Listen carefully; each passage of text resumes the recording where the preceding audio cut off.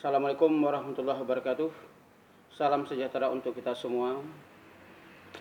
Pada kesempatan kali ini saya akan menjawab pertanyaan dari teman-teman kita semua. Kenapa Bilal jenazah kok bisa membawa ambulan? Dan cerita awal saya membawa ambulan serta dukanya pasti ada. Akan saya jelaskan dalam video berikut ini. Pertama, memang saya takut-takut bawa ambulan. Kok bisa ya? Bilal jenazah disuruh membawa ambulan. Nggak pernah seumur hidup saya bawa ambulan. Bahkan mendengarkan sirine aja udah lari ke buah kolong. Kadang-kadang masuk ke semak-semak. Karena saya ingat dulu waktu saya kecil, asal dengar ambulan berbunyi itu sarinenya di atas, saya udah ketakutan, jantung saya ada berdebar-debar. Tapi entah kenapa kok sekarang saya melihat ambulan itu senang gitu. Tiba-tiba kok disuruh lah sama masyarakat, kamu seorang Bilal jenazah, iya. Dan terus kalau bisa kamu mau bawa ambulan, biar saya siapkan ambulan. Waduh Pak, kok ya saya, yang lain kan ada. Nggak apa-apa, kamu lebih bagus, kamu seorang Bilal jenazah, kamu juga bawa ambulannya.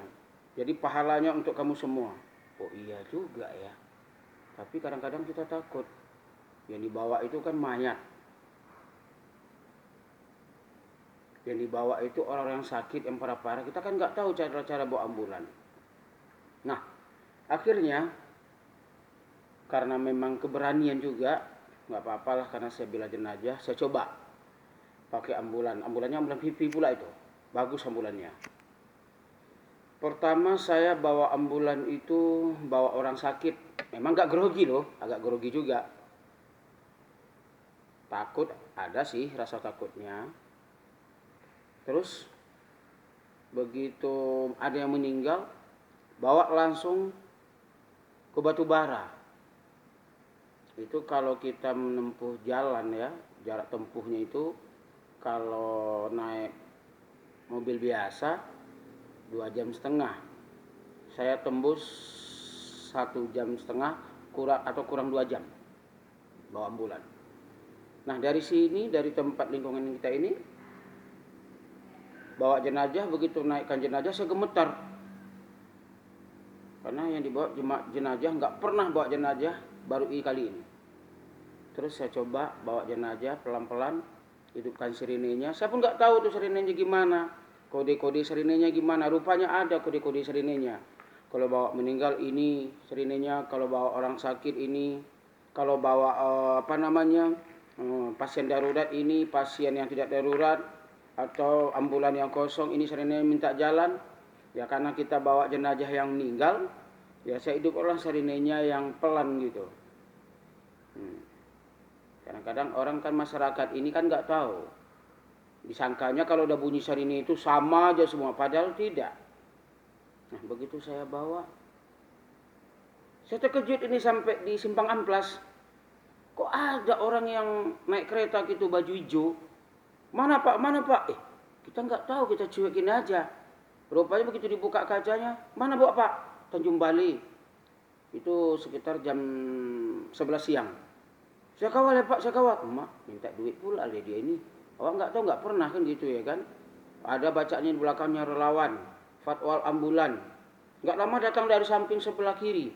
Berdua orang itu, dua kereta, dikawal. Jadi yang kita semangat juga gitu ya, bawa ambulannya. Sampailah ke Polda, sampai Tanjung Merawa. Rupanya mereka estafet. Estafet itu dia ganti-gantian sama kawannya sampai ke tebing. Sampai di tebing nggak tahu, saya ada rel, rupanya rel kereta api. Saya tancap aja, lompat mayatnya di belakang. Jadi datang keluarkan di belakang, Pak pelan-pelan. Iya Bu, gitu juga. Kita kan nggak pernah bawa jenazah pakai ambulan kan gitu kan. Rel itu saya tancap pelan-pelan aja Pak, goyang-goyang jenazahnya. Untung nggak bangkit jenazahnya di tempat tidur itu. Kalau bangkit bingung juga saya kan gitu ya kan. Karena yang di belakang ada 3 orang. Anak kecil ya, anak kecil sama emaknya sama neneknya. Terus masuk saya lagi. Memang luar biasa kalau udah bawa ambulan ini. Bawa ambulan ini kita bebas dalam perjalanan. Di tengah-tengah kita masuk. Begitu masuk aja mobil kiri kanan kita itu udah ngasih jalan. Apalagi dibantu sama patwal ambulan. Itulah pertamanya kali saya bawa ambulan. Sampai terus ke Batubara. Ada orang melintas gitu. Ada orang melintas. Saya gugup. Begitu saya rem. Rupanya mayatnya meluncur ke depan. Ke tempat duduk saya. Begitu meluncur saya pegang. Sambil bawa ambulan ini. Saya kira ini tempat jenazahnya. Rupanya kepalanya dipegang sama saya. Waduh. Dingin lah tangan saya kan gitu ya kan. Udah saya bawa aja. Tanya sama keluarganya. Kenapa pak? Bapak kok pucat? Ya pucat lah orang jenazah kan gitu ya kan. Nah, tiba-tiba sampailah di Batubara.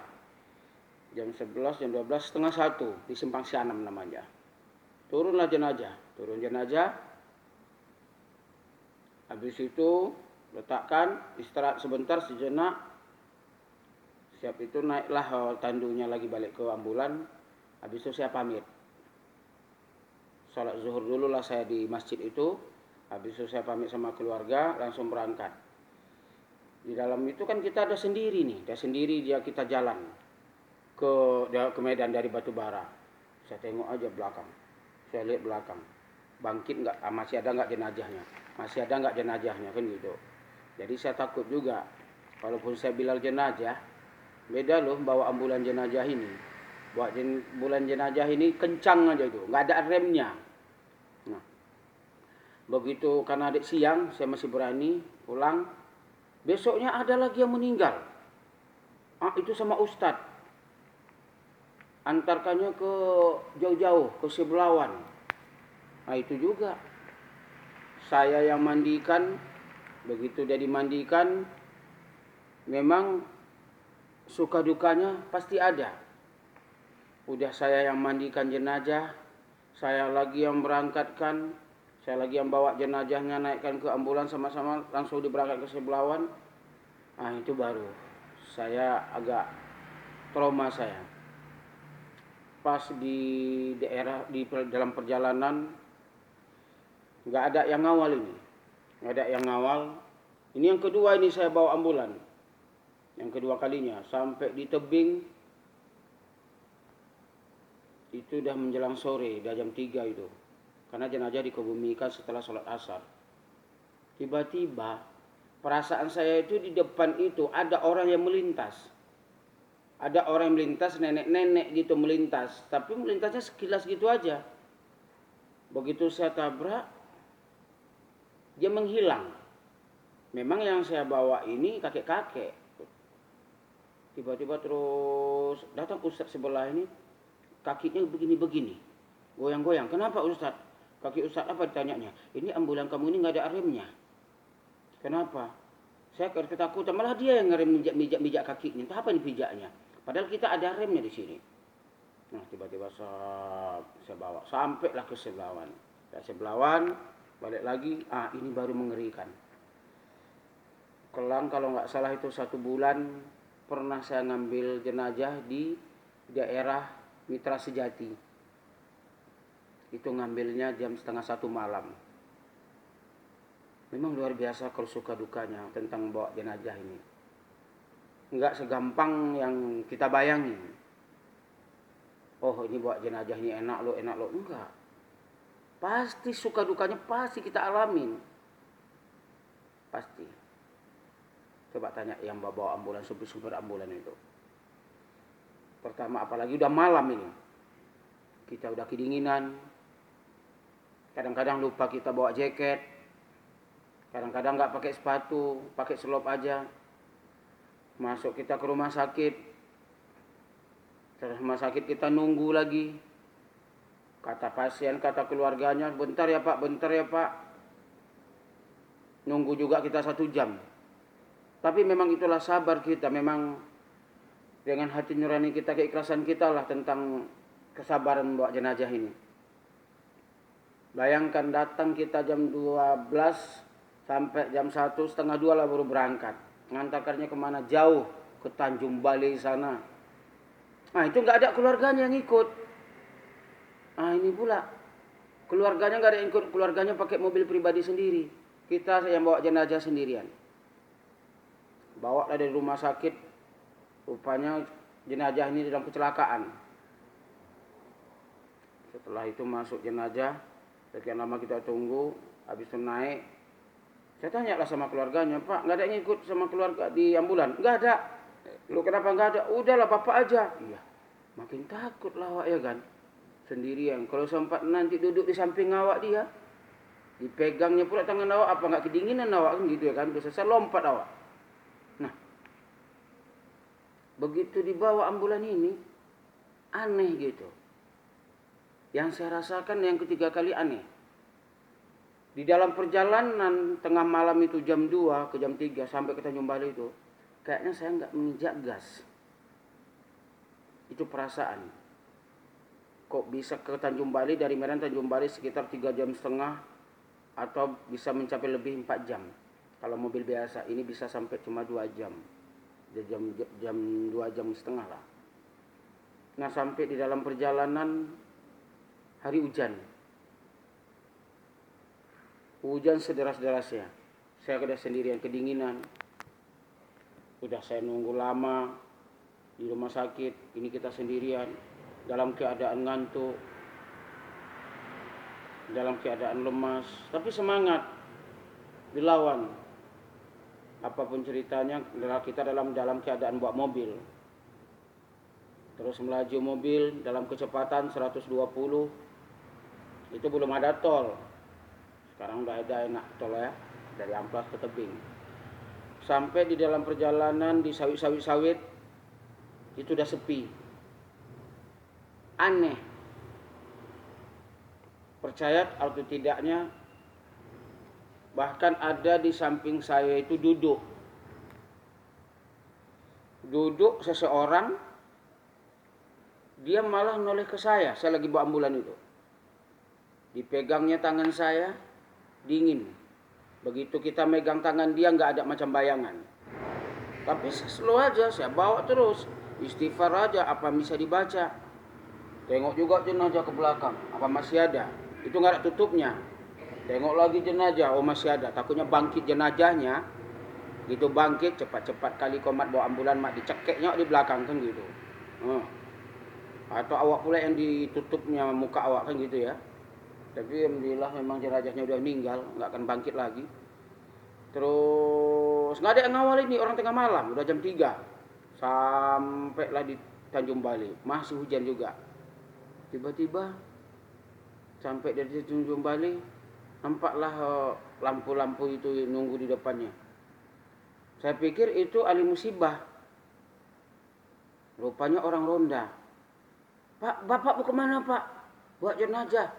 Bapak lewat sana aja katanya. Padahal ini hujan ini. Lewat mana? Lewat sana, belok kanan. Masuklah belok kanan.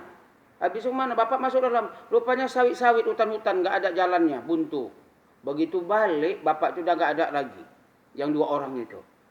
Disesatkannya kita. Merinding lah. Itu udah tengah malam. Nggak ada yang ngawal. Yang di keluarga dia masih jauh. Rupanya di telepon, nggak ngangkat, terus saja ikut. Rupanya nyasar sampai ke sungai. Ya udahlah, akhirnya ditelepon sama keluarganya dari Medan, Bapak salah jalan katanya, belok lagi balik sekitar 2 kilo. Sampai di rumah duka, kasih makan, kasih minum, awak udah lemas, sudah ngantuk, dikasihnya lah uang transport.